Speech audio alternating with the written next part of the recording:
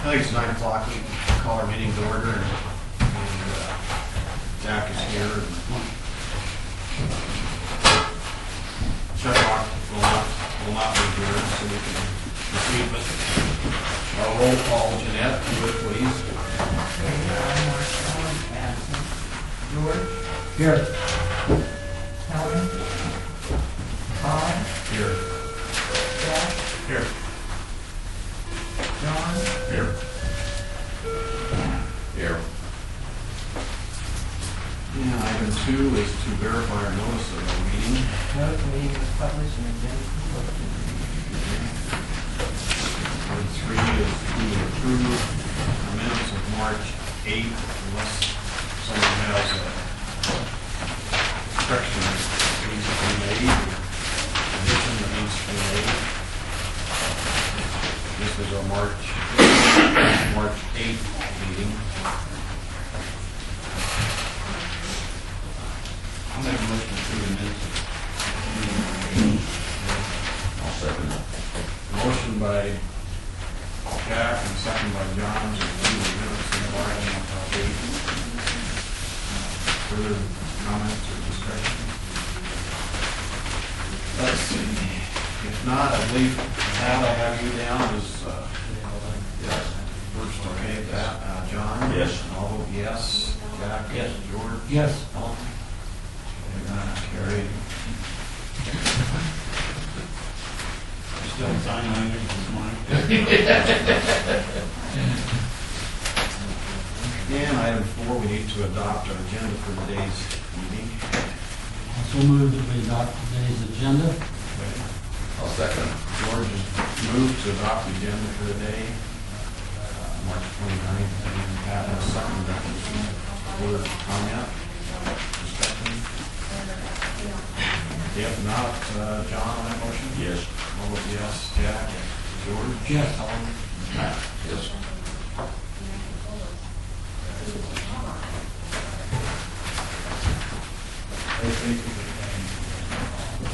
The Open Meetings Act is posted on the west wall of our boardroom. And there's also public copies available by Dave and the counter by Jay. Item 6, we have public comment. And we have a couple signed up for public comment, John Bendikowski. And once again, for those of you that are here for public comment, this is an opportunity for you to make your comments. It isn't necessarily in time for us to get into discussion. I mean, if something further is warranted, we will do so. So John, however you'd like to proceed, whatever you'd like to say. I just saw the minutes of the last meeting in the paper, and you explained the duties of the new custodian, you know, how to, and he said he could do the duties in the morning or afternoon. Now, when I had the job, I was under the impression that I was to do it in the morning. So if I could have been here in the afternoons or mornings, I wouldn't have had to take any time off or even ask for. Well, I'm sorry that there was that misunderstanding, John. But in the case of snow, it's when it snows, whether it's True. night, morning, or whatever, it has to be done before the True. courthouse is open. True. So, and I've always, again, here I say we're not going to get into discussion. I'm going to discuss it, but I've always said, and I think we've always felt that the restrooms either had to be checked the last thing of the day or the first thing before it opens in the morning. Either way. And then there's times that you have to be here. You know, I don't know the schedule on the trash pickup or anything else, but there's times you have to be here. Obviously, when the courthouse is open, the person could do a lot of work when the courthouse is closed, too. So we're trying to be flexible, and I thought you understood that. Also, is the custodian that's here now, is he here in the mornings to check in the restrooms first thing and then last thing when he leaves? I think he checks. That's always the first thing I did too. Yeah. But that was in the morning. Right. I think that's when he's doing them. Because I could have been here in the afternoon sometime, or I would have been here in the mornings, and maybe What about back in snow the removal? afternoons. What about snow removal? The snow we had, I could have removed it. Yeah, but how I many wouldn't have times did had- I come up here and have to do it? How many times? I don't know, how many times did you? Well, anyway, I guess I'm sorry that there was a misunderstanding, but I thought we were pretty clear, I think, on our hours, but Not really, not by what I read in the paper.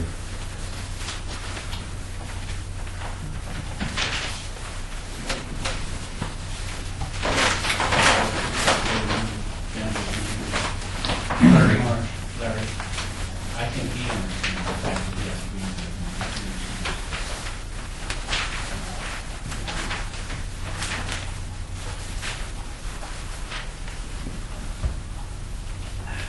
is there anything else, John? Well, I understood that I was to be here in the mornings too, but it was just the way he had it in there, the minutes, that he could be here in the afternoon. Well, we've tried to make as flexible as we can because we understand it's a part-time position. And so it's always been that way. I mean, there's certain things that need to be done, and other than the restrooms being checked either the last thing of the day to make sure that they're fresh for morning, or checked the first thing in the morning so they're fresh for the day. Other than that, and getting in the access to the offices whenever you have to, it's always been whatever hours works for whoever's doing it. It's just always been that. Well, he didn't make that clear. I thought we did.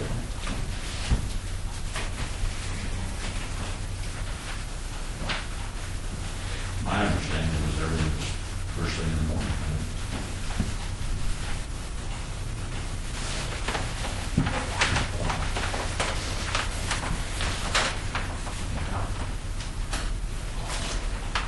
Well, once again, I apologize if there was a misunderstanding, but we really needed the snow removal issue taken care of. And we really couldn't, you didn't tell us that you could work in the afternoons either. Well, because you said I had to do it in the morning. No, we didn't That's say the that. way I We didn't just say had that. the impression. You should have said something, Well, that I could be here in the you should have said you could have afternoon. been available. You should have said, well, maybe I can do this in the afternoon. But you didn't say that. Well, no, I didn't, but I didn't. It's not like I had to be on. Is there anything else, John, that we can do? Sorry, all I do is apologize. I'm sorry there was a misunderstanding. Yeah.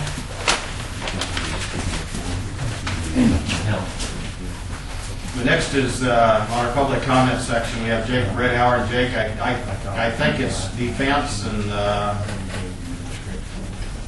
Well, I'm concerned, the other item was that disease that the corn crop is developing with that fungus from Roundup herbicide.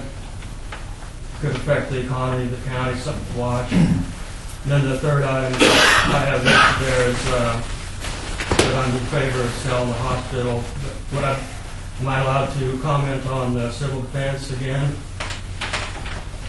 you can comment on it. I mean, we're going to just keep, I guess, your comments brief unless you've got something different. Well, I feel it's a huge topic with a lot of aspects to it that's very important because, for example, a wild animal such as a deer out in the wild, what's his main concern? Is it eating or drinking or find a place to sleep or no? It's security. He wants to protect himself. That's his first priority, and I think the county should be the same way.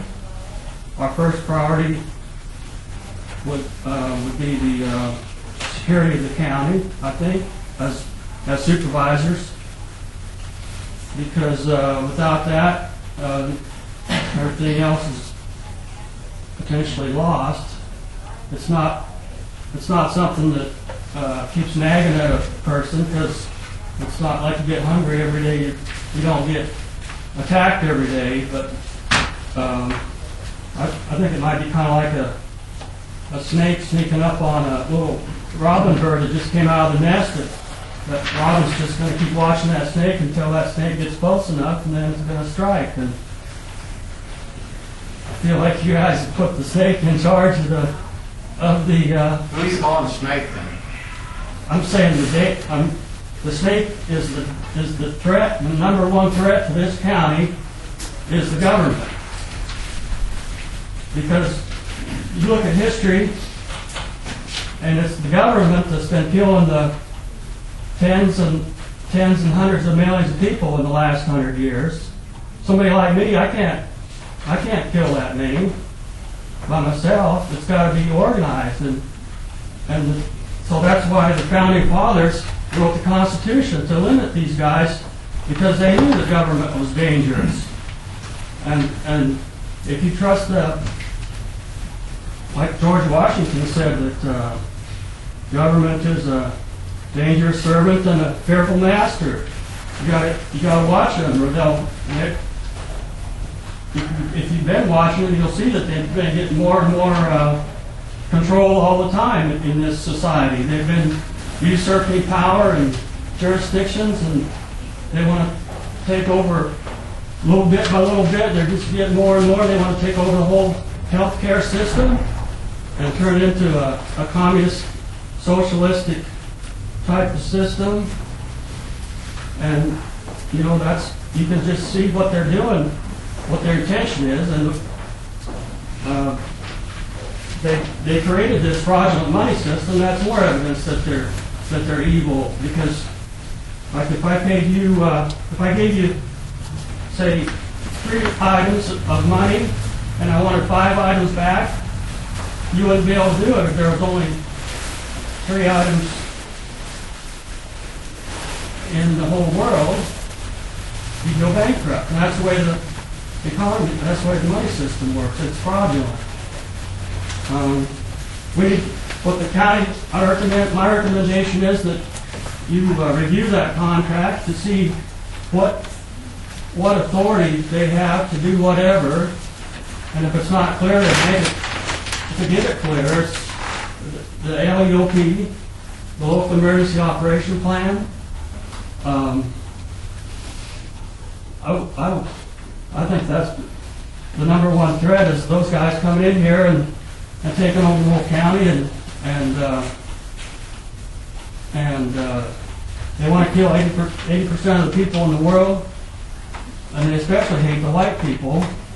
So they're not gonna take care of us. You can't trust them. And I think it's foolish to trust the government. Well, I think you made that point. What's the next topic? Well,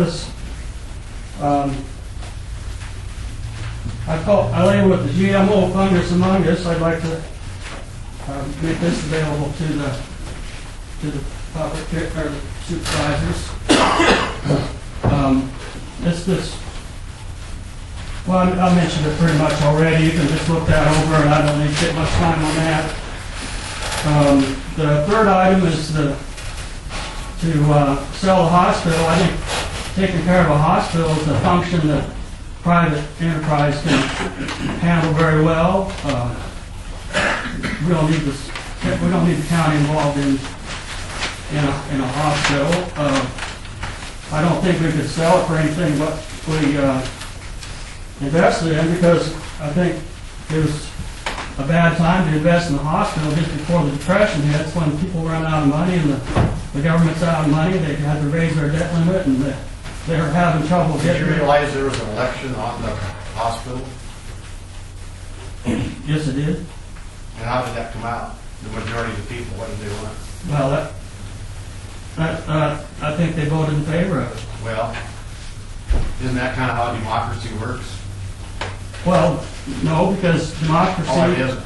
No, because democracy is not allowed to steal people's property, and when I'm liable for that property that they're stealing from me, and that's what I refer to as slavery. When they take my money without my permission, I think that's stealing. That's socialism. That's what that's the alternative system to what we were supposed to have in this country. But anyway, I was thinking we'd probably have to sell it for what it's worth, which is depending on its income potential, which is probably pretty low because people are running out of money and they don't have money for that stuff, and the government don't have money for it. So I'd say go ahead and sell it at a loss, and then we can get that burden off of us. I don't really think it's that good of quality care because they practice that allopathic type of medicine, where they basically treat the symptoms and they don't do much about the causes of a lot of these chronic degenerative diseases that's afflicting our society. Like, I suppose this GMO corn could become a very serious health hazard if you drink that corn syrup. But I'd like to address any issue that any of you would like to have me address. Back to, I brought this book about 911. Pass those out, please. It shows Building 7 collapsing. This is a Time Life book, and there's 3 buildings that went down there at New York City. Here's a picture of them right here. The building number 1, building number 2, and building number 7 went down. Building number 7 is a 47-story building that it was a cover-up deal. It was an inside job. They brought that down to terrorize the public and to get us to conform to all these extra government controls. And I'll pass this around. Well, I don't know if we've got time really to look at that or not, Jake. I guess. Is there a regulation that way in this year? Well, I think our public comment, gives you 5 minutes to Okay, I'll quit then. well, the terrible tragedy.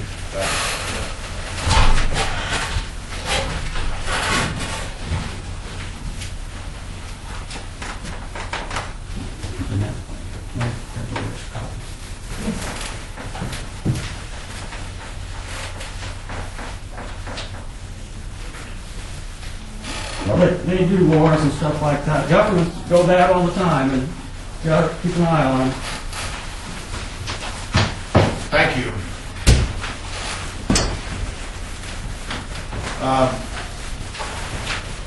We'll move into our agenda.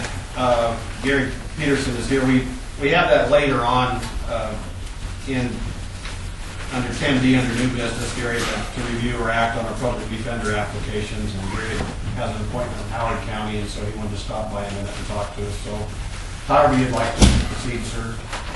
Well, I just want to, be present and give the supervisors an opportunity to ask any questions, to bring up any concerns that you might have about my performance over the last couple of years. I was not able to make it to Sherman County last week, and I think the board here, or the supervisors here, may be aware that Sherman County chose off the contract to a different individual, and I wasn't able to address any concerns they had prior to making that decision. And I wanted to make sure I was here today to address any concerns anyone might have with anything that's occurred here in Valley County, or any issues that anyone has had with my performance. Any of the times I've communicated with the individuals that I work with out of the various counties, I haven't received any negative comments or any recommendations for improvement, any negative critiquing. And I would welcome that if there's things out there, so I can have an opportunity, regardless of the outcome of the public defender contracts, to improve my performance overall. So if there's any questions or concerns, I would be more than happy to address those. We, Uh, oh, go ahead, George. I was at the meeting, and the biggest criticism that was presented was that a lot of your cases kept getting pushed further and farther on. And that was the main criticism that I heard from other people. And I have no personal knowledge of that, but that was one of the biggest criticism I had. I will tell you that from a public defender perspective, I think across the board, it's a strategy that we oftentimes have to employ at the request of our clients. You might ask Mr. Clark how that works as a prosecutor,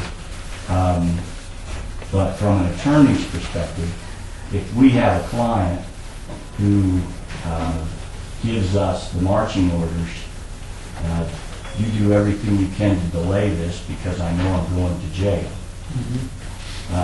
As a public defender, it's my job to, within the confines of the law, do what I can to fulfill their wishes. But also at the same time, also at the same time, you cost the county money by delaying. Possibly, depending on who else is being involved in the delay. And there are, honestly, there are things I have to do on behalf of my clients, requests I have to make in doing my job that will increase the cost.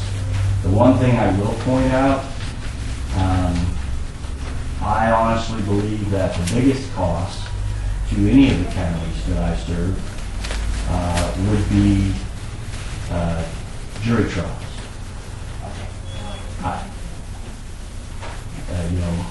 Barring anything else I do, I think seating juries would be the biggest cost to the county.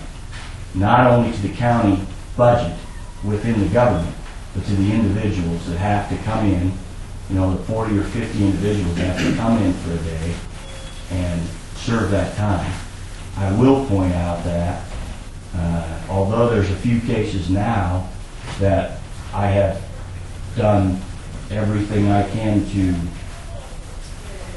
work out some type of an agreement between the state and my clients may end up in jury trial. In the 2 years I've been here in Valley County, the public defender's office hasn't seated a jury.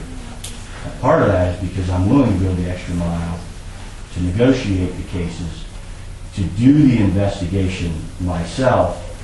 If it causes the case from the state's perspective to be weakened, it oftentimes gives my clients an opportunity to get a better plea deal, to get their charges reduced. If it strengthens the state's case because I've done the extra investigation, that in return will cause my client to be more willing to enter into a plea agreement so that they don't risk a greater charge. So the delay, if the delay and utilizing that for the benefit of the public defender clients is the reason that the board or that the supervisors choose to go a different direction in hiring a new public defender. I personally, from an ethical perspective, I can accept that, but I'm not going to be able to stand here in front of you and say, if that's what it takes, for me to renew my contract, I'll try to push these cases along. I think it's just part of the burden that you face as a public defender to do those things. But one of the advantages, as I point out, one of the advantages is that delay, at least over the 2 years that I've been doing this, has allowed me to settle virtually every case that I've served as public defender. I've had a couple of misdemeanor trials to the bench, based on facts and circumstances. If they weren't cases that best suited my client to be jury trials at the county court level, they were served best to just be a bench trial in front of the judge. I've had a couple of those, but I still haven't, I haven't had to go through the expense of seating a jury, which can be pretty expensive. So, that criticism, I appreciate that, but I would argue in return that by taking that stance, I most likely have, in the long term, saved those counties money if by doing what I've done, I've avoided a jury trial at the end. And I understand that one of the great responsibilities we have is to be fiscally responsible. If that fiscal responsibility crashes headlong into my ethical obligations as an attorney, I'm left with no choice. I have to do what it takes to represent that indigent client, especially if they're demanding it. And in some instances, clients that I represent have an entirely different view of the world. And you just have to follow their wishes. If there's any other concerns, I'd be glad to respond. If there's any questions, the one thing I will point out, as I followed through with what occurred in Sherman County and kind of reviewed things a little bit without the opportunity to address the supervisors there. It was mentioned to me by one of the individuals that served on their search committee, one of the attorneys that served, that I did not put specifically in the amount that I would be willing to renew my contract for. Actually, the application I submitted was the exact application I submitted the first time, after adding a couple of years of experience doing public defender. I'm open to some discussion on that. The reason I put that in there is because if you look at the statutes, from my perspective, I'm obligated to look at those recommendations by that policy board for payment considerations, because one of the opportunities for my clients to appeal their cases would be ineffective or inadequate service of counsel, and that can be promoted in front of the appellate court by lack of compensation. That's why the statutes are in there, that you need to adequately compensate a public defender to at least a minimal standard level, and that's why they recommend that policy board be seated and recommend that level, so that when you end up with these individuals who are no doubt going to appeal because their perspective of the world is different than ours, they'll utilize as one of their arguments the fact that they didn't get effective assistance at counsel at this level. And one of those arguments can be that attorney is overworked, he's underpaid, he's responsible for handling this many cases, but he only received this much in compensation. So I am more than willing to look at any of the particulars of the amount, the dollar amount of the contract or the terms of the contract. But I specifically put in there the provisions I put in that I'm willing to do it for whatever that policy board recommends, because that's a protection for me against the ineffective assistance of counsel argument down there. Do you have, do you do all this on your own, or do you have other? One of the things that has been a huge burden on me over the last 6 months, we actually had 3 attorneys in our office when I started the public defender contract. We had an associate and 2 other, myself and a partner. The associate left our office. That put an additional burden on me because I was utilizing the associate, particularly in drafting. I served most of the court days. I went to court, I worked with the clients, but I utilized that associate. Now, we are looking to hire a new associate, but based on the time of the year, the new graduates will graduate in May.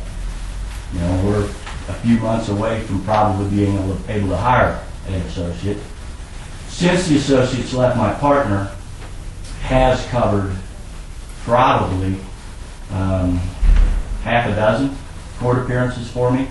When I'm in another county, she's covered my cases for me in a different county.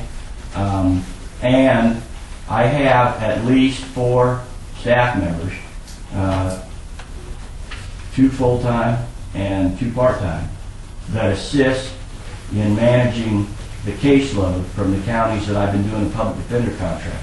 As an example, in the public defender contract, I've taken it upon myself, and I don't know if other public defenders should do this, taken it upon myself to send my clients a letter letting them know when court is. So if they get the paper from the court that says your court date's on March 28th, and they get that the 1st of March, I will send them a letter a week ahead of time. Well, basically the only thing I do is sign those letters. I have a staff member that drafts them, gets them ready, I sign them, and they go out. I have staff members that file those, that draft those continuances. So there's no less than 2 full-time, 2 part-time individuals that help keep my calendar, draft documents, sometimes do research on the different cases in the different counties that I serve. And then I have a partner who also will fill in on court dates, which assists in continuances for that reason. But I will be more than willing to admit it's been a harder pull with the associate gone, because she was able to fill in and be more readily available because of her caseload. My partner has a bigger caseload. So I do have some assistance, and we're looking at hiring an associate.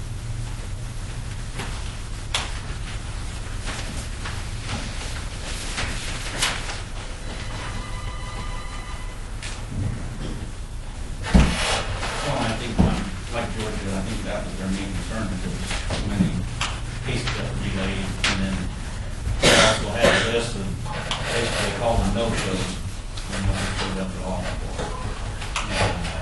so No shows meaning nobody from our office showed up to I should remember 40 some cases, there was like only 7 times each guy.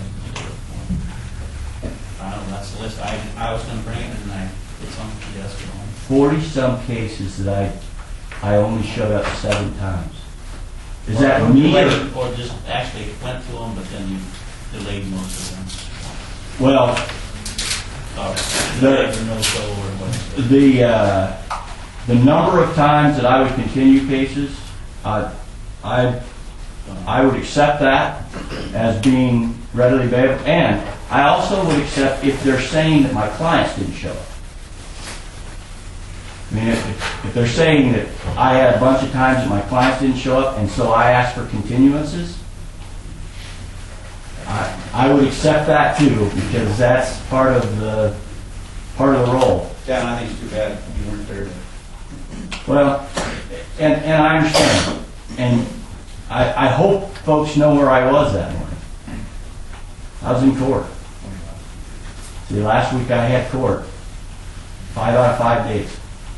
I was in court in Valley County Monday, Valley County Tuesday, Howard County Wednesday, Sherman County Thursday, and Howard County Friday.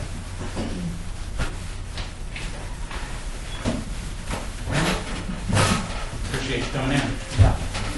If there's anything else, when you're discussing this later, if you've got questions and you want to even